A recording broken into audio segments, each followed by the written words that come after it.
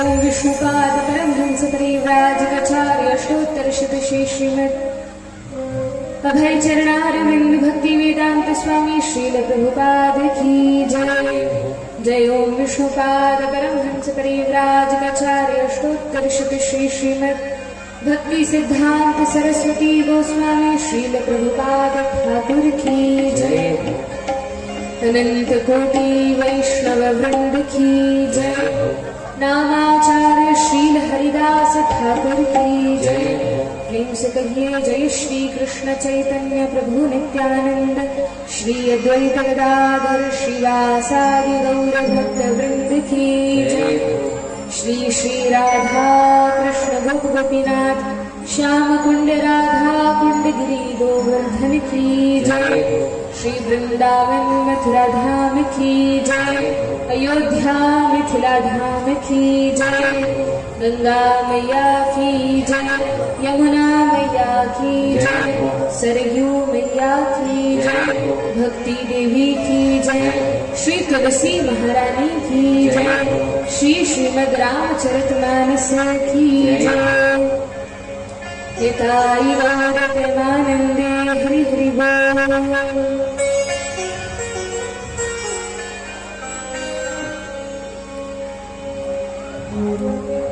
भक्तवांछा कल्पतरु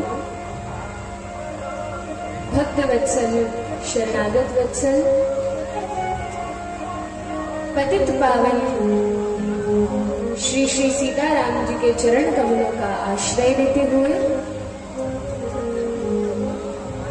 भक्ति विघ्न विनाशक लक्ष्मीपति भक्तवत्सल नृसिंह देव भगवान की चरण सन्निधि में पूज्य संतों की वैष्णवों की चरण सन्निधि में सभी के हृदय में विराजमान श्री जानकी रघुनाथ जी के चरण कमलों का स्मरण करते हुए आज हम सभी द्वितीय दिवस की इस कथा में प्रवेश करते हैं। भगवान से प्रार्थना करते हैं जो भी विषय हम इस कथा के माध्यम से सुन रहे हैं, यह कथा हमारे अंतःकरण में पहुंचे और अपने जीवन में हम इस कथा को उतार सकें, इसका लाभ ले सकें, इस कथा को भूले नहीं, इसका विस्मरण न हो, लेकिन हमारे जीवन में यह कथा आ जाए, ऐसी प्रार्थना करते हुए कल हम सभी ने श्रीमद् रामचरितमानस का मंगलाचरण किया, प्रारंभ किया। सर्वप्रथम तो गोस्वामी जी ने गुरुदेव के चरण कमलों की महिमा पद्म पुराण में वर्णन आता है। चिंतामणिर लोक सुखम सुरद्रुः स्वर्ग संपदम प्रयच्छति गुरु प्रीतो वैकुंठम योगी दुर्लभम। चिंतामणि जानते हैं क्या होता है? चिंतामणि एक ऐसी मणि होती है जो केवल स्वर्ग में होती है, और चिंतामणि यदि किसी व्यक्ति को मिल जाए तो ऐसी चमत्कारी मणि है कि जो भी हमारी इच्छा हो, इस संसार में कोई भी वस्तु हो जो हमें चाहिए लेकिन बड़ी दुर्लभ है, तो चिंतामणि से प्रार्थना करने से वह वस्तु मिल जाती है। चाहे कैसी भी वस्तु हो, यदि इस संसार में कहीं पर भी है तो वो प्राप्त हो जाती है। किससे मांगने से? चिंतामणि से। ऐसी मणि है लेकिन बड़ी दुर्लभ है, किसी को मिलती नहीं है, मिल जाए तो कौन छोड़ेगा। तो कहा कि इस लोक की सारी वस्तु चिंतामणि हमें प्रदान कर सकती है, लेकिन यदि इस लोक की वस्तु नहीं चाहिए, स्वर्ग की कोई वस्तु चाहिए, फिर तो कहा कि स्वर्ग में एक वृक्ष है जिसका नाम है कल्प वृक्ष। क्या नाम है? कल्प वृक्ष। तो यह कल्प वृक्ष ऐसा है कि इसके नीचे कोई बैठ जाए और बैठ के मन में कुछ भी इच्छा करे कि खूब सुंदर भोजन व्यंजन मुझे मिल जाए तो जो मन में सोचे, खीर सोचे, मालपुआ सोचे, जो भी सोचे तुरंत उसके सामने प्रकट हो जाता है। मन में इच्छा करे कि अरे मुझे तो यहाँ स्वर्ग इतना सुंदर है, इतना वैभव है, कानन वन में जाना है तो कानन वन प्रकट हो जाएगा, सुंदर उद्यान प्रकट हो जाएंगे। जिस भी वस्तु की इच्छा करे जो स्वर्ग में भी पाई जाती है या इस लोक में भी पाई जाती है, वह सब कुछ कल्प वृक्ष से प्रार्थना करने पर मिल जाता है। लेकिन चिंतामणि केवल इस लोक के सुख दे सकती है, कल्प वृक्ष केवल स्वर्ग तक के सुख दे सकता है। लेकिन जो परम बुद्धिमान व्यक्ति होता है वह तो केवल सीताराम जी की भक्ति चाहता है, उसे तो केवल भगवान से प्रयोजन होता है, संसार की वस्तु से तो प्रयोजन नहीं होता। तो वे भगवान की भक्ति, उन भगवान के प्रति प्रेम या साक्षात श्री भगवान कौन दे सकता है? चिंतामणि तो नहीं दे सकती। चिंतामणि से कहेंगे कि हमें भगवान के दर्शन करा दो, तो चिंतामणि में वो सामर्थ्य नहीं है। कल्प वृक्ष के नीचे बैठकर यदि ये इच्छा करेंगे तो कल्प वृक्ष भी इसको पूरा नहीं कर सकता। फिर कौन इस इच्छा को पूरा करने में समर्थ है? तो कहा प्रयच्छति गुरु प्रीतो वैकुंठम योगी दुर्लभम। यदि कोई व्यक्ति गुरु के शरणापन्न हो जाए, गुरु की शरणागति ले ले, गुरु का आश्रय ले ले और गुरुदेव जैसा आदेश करें, जैसा उपदेश करें, जैसी शिक्षा दे, उसका पालन करें, तो उस व्यक्ति को योगियों को दुर्लभ वैकुंठ भी प्राप्त हो जाता है, उसे भगवान भी प्राप्त हो जाते हैं, भगवान भी मिल जाते हैं। तो यह गुरु की महिमा है। गुरु वह है जो भगवान से मिला दे। आवश्यक नहीं कि गुरु ब्राह्मण ही हो, क्षत्रिय हो, वैश्य हो, नहीं, किसी भी जाति के हो, किसी भी धर्म के हो। फिर क्या पहचान है गुरु की? तो कहा गुरु वह है जिनके हृदय में भगवान के प्रति प्रेम है, श्री रघुनाथ जी के प्रति प्रेम है, और वह प्रेम जो हमें दे सकते हैं वही गुरु है। श्री चैतन्य चरितामृत में वर्णन आता है किबा विप्र किबा न्यासी शूद्र खेने नए, यही कृष्ण तत्व वेत्ता से गुरु होए। कहाँ सन्यासी, कहाँ ब्रह्मचारी, गृहस्थ, वानप्रस्थ, यह सब नहीं देखा जाता। जो भगवान के तत्व को जानता है, जो भगवान के विषय में जानता है, वही गुरु है। इस प्रकार से तुलसीदास जी ने बड़ा सुंदर गुरु की महिमा का वर्णन किया। फिर हरिनाम की महिमा का बहुत सुंदर वर्णन किया और बार बार यही कहा, मन लगे न लगे किसी भी प्रकार से इस जीवन का, इस मनुष्य शरीर को धारण करने का उद्देश्य ही यह है, इस कथा का भी सार सर्वस्व ही यह है कि हम भगवान के नाम में अनुरक्त हो और भगवान का नाम लेना प्रारंभ करें, क्योंकि नाम के अलावा तो कोई सार नहीं है। आगे वर्णन आता है कथा कहाँ से प्रारंभ होती है? तो कहा कथा का तो कोई प्रारंभ नहीं है, कोई मध्य नहीं है, कोई अंत नहीं है। क्यों? क्योंकि हरि अनंत, हरि कथा अनंता। भगवान तो अनंत काल से है, प्रतिदिन कोई ना कोई लीला कर रहे हैं। यह केवल एक ब्रह्मांड तो नहीं है। हम जिस लोक में रहते हैं यही तो केवल पृथ्वी लोक नहीं है, असंख्य पृथ्वियां हैं, असंख्य ब्रह्मांड है, कोटि कोटि वैकुंठ है, और हर एक ब्रह्मांड में भगवान अवतार लेते हैं, प्रकट होते हैं, लीला करते हैं। तो विचार कीजिए, अनंत काल से भगवान लीला करते आ रहे हैं। उनकी कथा का, लीला का कोई पार नहीं पा सकता, क्योंकि नित्य नवीन प्रतिदिन उनकी लीला घटती है, होती है। लेकिन जितना हम गा सके उतना गा लेना चाहिए, क्योंकि हमें तो अपने आप को पवित्र करना है, अपने चित्त को पवित्र करना है। जितना समय, जितनी बुद्धि, जितनी सामर्थ्य, जितनी योग्यता हमारे पास हो, उसके माध्यम से श्री रघुनाथ जी का गुणगान कर लेना चाहिए, श्रवण कर लेना चाहिए, क्योंकि पता नहीं फिर यह अवसर मिलेगा कि नहीं मिलेगा। जिस समय कथा हो तब तो ध्यान पूर्वक कथा को श्रवण करना चाहिए, और जब सत्संग सुलभ न हो, जब हम अकेले में हो या जब कोई कार्य न हो, उस समय बैठकर केवल और केवल भगवान के नाम का जप करना चाहिए। वैष्णव वह है जिसका एक क्षण भी व्यर्थ नहीं जाता, एक क्षण भी जो अपना समय नष्ट नहीं करता, वह वैष्णव है। तो कैसे उपयोग करें, ऐसा क्या करें कि हमारा समय नष्ट न हो। कहा चलते फिरते उठते बैठते काम करते कुछ भी हम करें, भगवान का नाम निरंतर चलते रहना चाहिए, मन में, जिह्वा से, मुख से, किसी भी प्रकार से। वर्णन आता है माघ का मेला लगा था, बहुत भीड़ होती है काशी में, वाराणसी में शंकर जी का स्थान है। तो प्रयागराज में इस प्रकार से बहुत बड़ा मेला था। किसका मेला था? कहा संतों का मेला था, संत समागम था। बहुत सारे साधु एकत्रित होते हैं, सत्संग करते हैं। और वहीं पर प्रयागराज में, जहाँ पर वेणी माधव है, वहीं पर भरद्वाज जी का आश्रम था।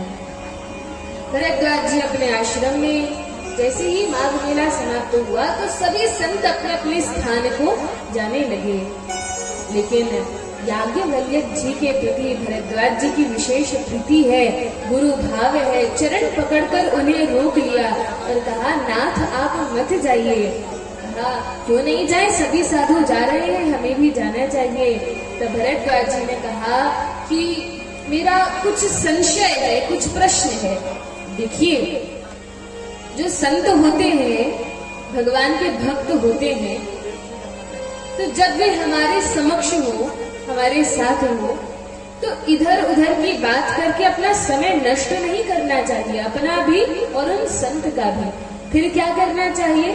तो उनसे ऐसा कोई प्रश्न कर लेना चाहिए, भगवान की ऐसी कोई कथा पूछ लेना चाहिए कि उनका भी समय व्यर्थ ना जाए और हमें भी कुछ लाभ हो जाए।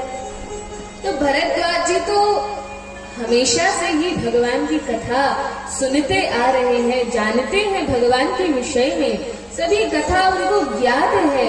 लेकिन फिर भी वे भरद्वाज जी एक प्रश्न करते हैं, कहते हैं एक बड़ा महान संशय मुझे हो रहा है। याज्ञवल्क्य जी ने कहा भरद्वाज जी आप तो भगवान के भक्त हैं, सेवक हैं, आपको कैसे संदेह हो सकता है, आपको कैसे संशय हो सकता है? भरद्वाज जी ने कहा क्या बताऊं, कहते बड़ा भय लगता है और बहुत लज्जा आती है कि आपसे यह प्रश्न कैसे करूं।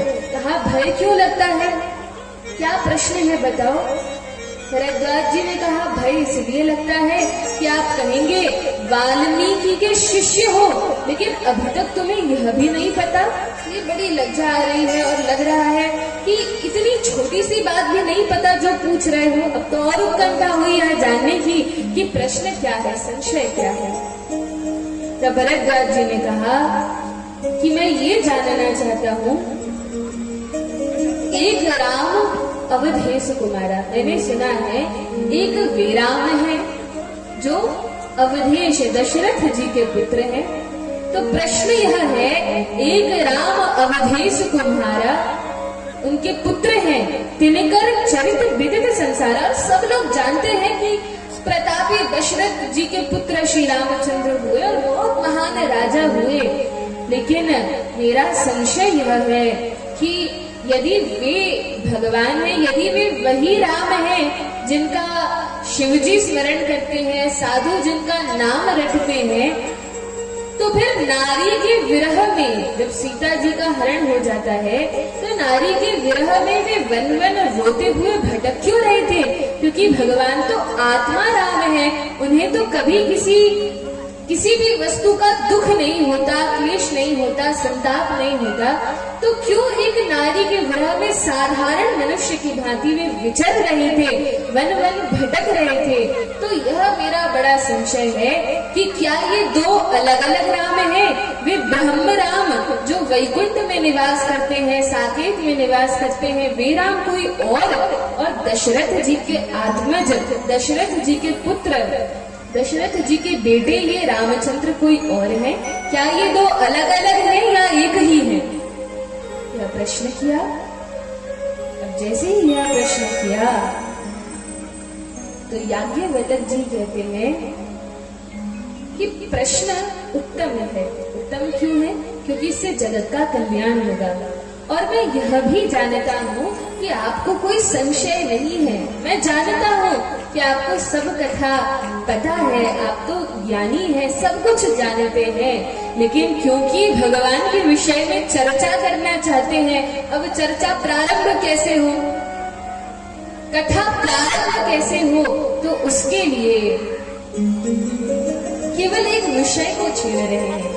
तभी याज्ञवल्क्य जी कहते हैं, देखिए एक बार यही प्रश्न सती जी ने शिव जी से, भोलेनाथ से किया था, और जब यह प्रश्न किया था तब भोलेनाथ जी ने प्रशंसा की कि सती, तुम्हारी भगवान की कथा में बहुत रुचि है, ध्यान से सुनती हूँ, सब बात अच्छी है, लेकिन एक बात मुझे अच्छी नहीं लगी। कहा क्या अच्छा नहीं लगा? इस प्रकार का संशय भगवान के प्रति कि ये दो अलग अलग राम है या एक ही राम है, यह बात मुझे अच्छी नहीं लगी। यह तो सभी को ज्ञात होता है, इसमें तो कोई संदेह ही नहीं है कि वे ही रामचंद्र जो परब्रह्म है, वे ही मनुष्य वत आचरण करते हैं, मनुष्य के जैसा आचरण करते हैं, जन जन को शिक्षा देने के लिए।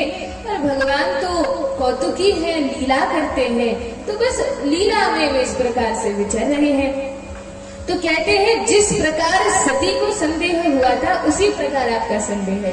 उसी प्रकार से अर्थ क्या है कि सती जी भी जानती थी, वे भी इतनी मूढ़ नहीं है, मूर्ख नहीं है, अज्ञानी नहीं है, वे भी जानती थी कि ये श्री रामचंद्र वही है जो शंकर जी जिनका नाम हर समय जपते हैं और मुझे उपदेश देते हैं, राम रामेति रामेति रमे रामे मनोरमे सहस्र नाम तत्तुल्यम राम नाम वरानने।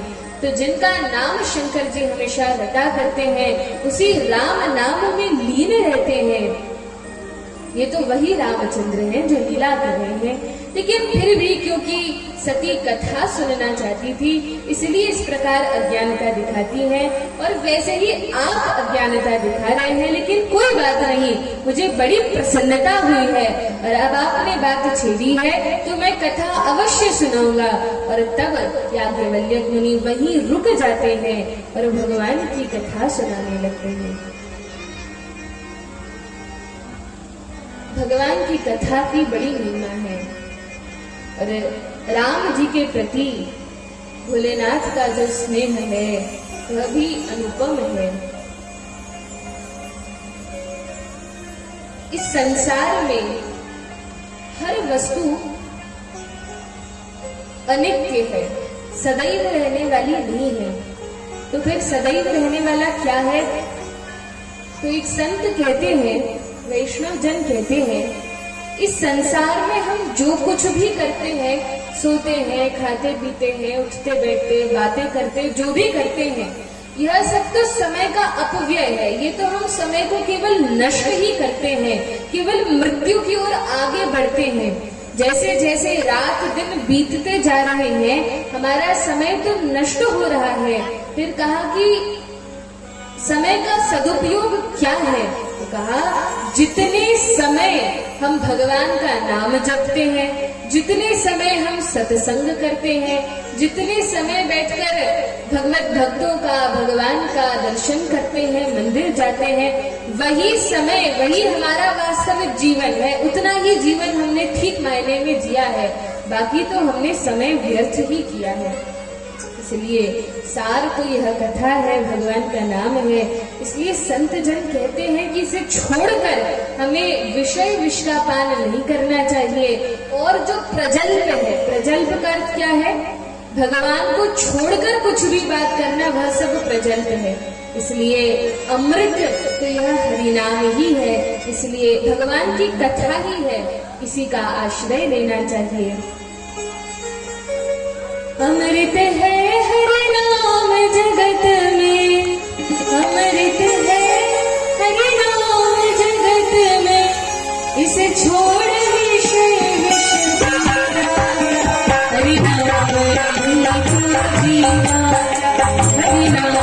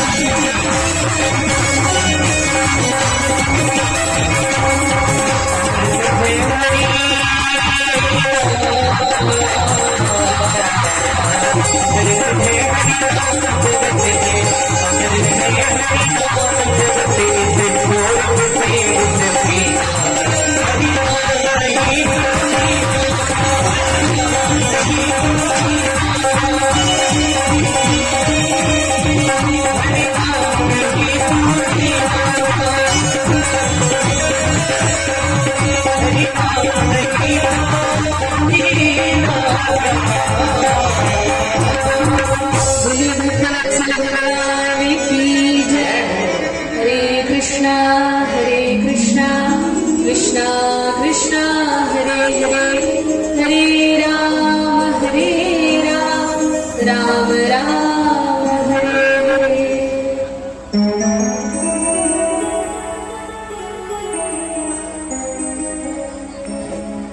भरद्वाज जी की रुचि देखकर याज्ञवल्क्य मुनि बड़े प्रसन्न हुए और तब कहा, मैं तुम्हें वही चरित्र सुनाता हूँ जो श्री शिव जी ने माता सती को सुनाया था।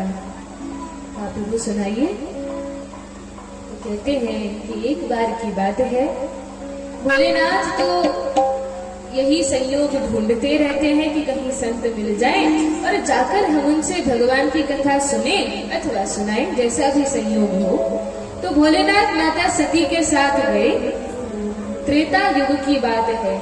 एक बार त्रेता युग मानी। तो त्रेता युग में अगस्त्य ऋषि बैठे हुए थे।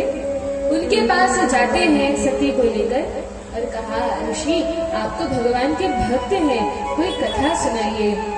अगस्त्य मुनि बैठकर बड़े ही भाव से कथा सुनाने लगे और भोलेनाथ सुनने लगे। साक्षात शिव जी कथा सुन रहे हैं, श्रोता बने हैं।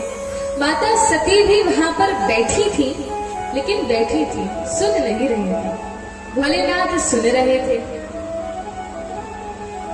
जैसे ही कथा विश्राम हुई, अगस्त्य मुनि ने हाथ जोड़कर कहा, देखिए वक्ता और श्रोता दोनों ही बड़े उच्च कोटि के हैं, भगवत भक्त हैं, विद्वान हैं, दोनों ही संत हैं।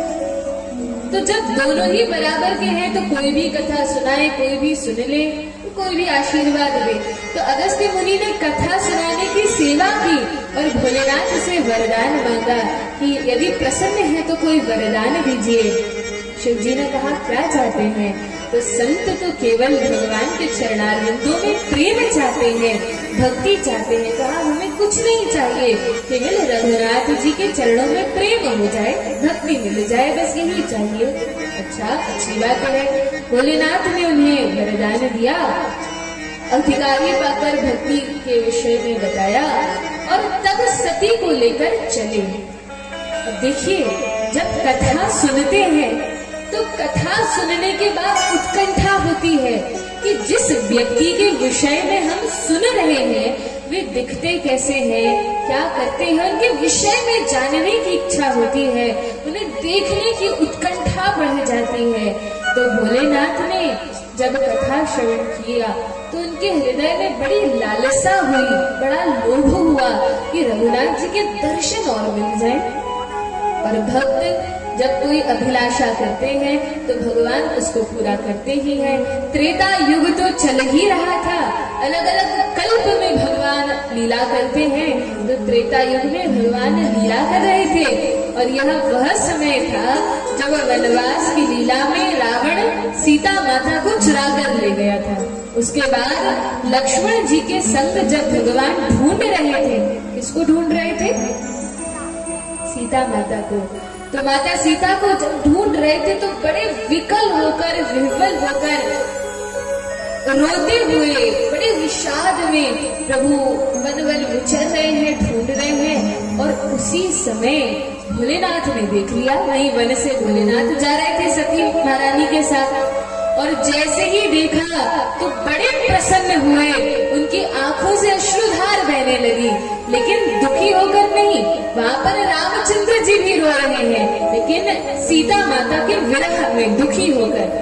और यहाँ भोलेनाथ भी रो रहे हैं, लेकिन रोने का कारण यह नहीं है कि प्रभु रो रहे हैं इसलिए।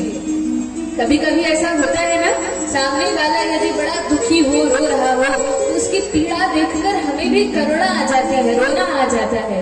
लेकिन शंकर जी का ये भाव अभी नहीं है, फिर क्यों रो रहे हैं? तो कहा, ये तो प्रसन्नता के आंसू हैं। अरे प्रसन्नता किस बात की? वहाँ रामचंद्र इतने दुखी हैं, सीता माता को खोज रहे हैं। तो कहा, बात ऐसी है कि मान लीजिए कोई व्यक्ति नाटक करे, अभिनय करे मंच पर, तो जब अभिनय करता है तो ऐसा सुंदर अभिनय करे कि बाकी सब जितनी जनता बैठी है सब रोने लगे, क्योंकि वे समझ रहे हैं कि ये व्यक्ति असली में, मान लीजिए कोई अभिनय कर रहा है और उसमें रामचंद्र की या भरत जी की भूमिका निभा रहा है, तो व्यक्ति तो कोई साधारण सा है लेकिन वेश बनाकर अभिनय मात्र कर रहा है और ऐसा सुंदर अभिनय करे कि सारी जनता रोने लगे। लेकिन मंच के पीछे खड़ा उसका जो मित्र है वह देखकर मुस्कुराता है। मुस्कुराता क्यों है? से बड़ी प्रसन्नता होती है, अरे देखो तो ये मेरा मित्र कैसा अभिनय कर रहा है कि इसने सारी जनता को रुला दिया। तो वह प्रसन्न होता है क्योंकि वो जानता है कि ये भरत जी नहीं, ये रामचंद्र नहीं, यह तो मेरा मित्र है, तो वो जानता है। इसी प्रकार से भोलेनाथ जी जान रहे हैं कि रघुनाथ जी तो ये सारी लीला कर रहे हैं, नाटक कर रहे हैं। जब साधारण व्यक्ति नाटक करता है तो एक छोटा मंच बनाया जाता है, लेकिन जब भगवान लीला करते हैं तो ये सारा जगत ही रंगमंच बन जाता है और भगवान लीला करते हैं। तो प्रभु तो लीला कर रहे हैं और भोलेनाथ उस मित्र के समान है जो समझ रहे हैं कि ये सब भगवान की लीला है। तो वे मुस्कुरा रहे हैं, लेकिन इतना प्रेम उमड़ रहा है कि आंखों से अश्रुधार बह रही है। और जैसे ही भगवान को देखा तो भोलेनाथ प्रणाम करते हैं। क्या कहकर प्रणाम करते हैं? जय सच्चिदानंद जग पावन, जय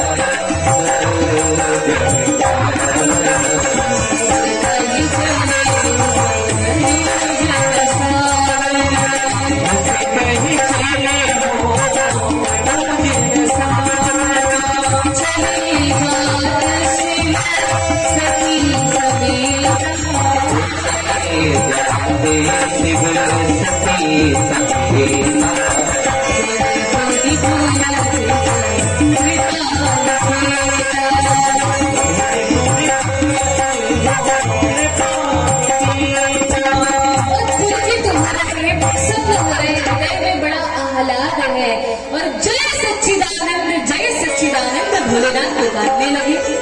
पहले तो सोचा सामने जाऊं, मिलूं भी न मिलूं, फिर सोचा नहीं भगवान लीला कर रहे हैं, बीच में जाकर मिलना ठीक नहीं है। दूर से ही भोलेनाथ दंडवत प्रणाम करते हैं। दंडवत प्रणाम कर क्या है? दंडवत, जिस प्रकार कोई डंडा हो और वह धड़ाम से पृथ्वी पर गिरता है एकदम सीधा, वैसे ही गिरकर साष्टांग लेटकर जब प्रणाम करते हैं तो उसको दंडवत प्रणाम कहते हैं। पुरुषों को दंडवत प्रणाम करना चाहिए और माताओं को पंचांग प्रणाम करना चाहिए, यह नीति बताई गई है। तो भोलेनाथ दंडवत प्रणाम करते हैं। सती महारानी चुपचाप खड़ी है, कुछ समझ नहीं पा रही कि भोलेनाथ क्यों प्रणाम कर रहे हैं। ये तो साक्षात भगवान है और एक राजकुमार को जो अपनी पत्नी की विरह में व्याकुल है, इनको भोलेनाथ भला क्यों प्रणाम कर रहे हैं? और ठीक है, मान लिया कि भोलेनाथ तो परम वैष्णव है, तो ठीक है, सिया राम में सब जग जानी। किसी भी व्यक्ति के हृदय में भगवान को, रामचंद्र का ध्यान करके प्रणाम कर भी लिया होगा, लेकिन ऐसी बात नहीं है। क्यों? क्योंकि भोलेनाथ ने चुप रहकर प्रणाम नहीं किया। कभी भी जब हम प्रणाम करते हैं तो बिना कुछ बोले प्रणाम नहीं करना चाहिए। जिस भी देवता को या भगवान को हम प्रणाम करें, उनका प्रणाम मंत्र बोलना चाहिए और मंत्र न आए तो उनका नाम लेकर जयकार करते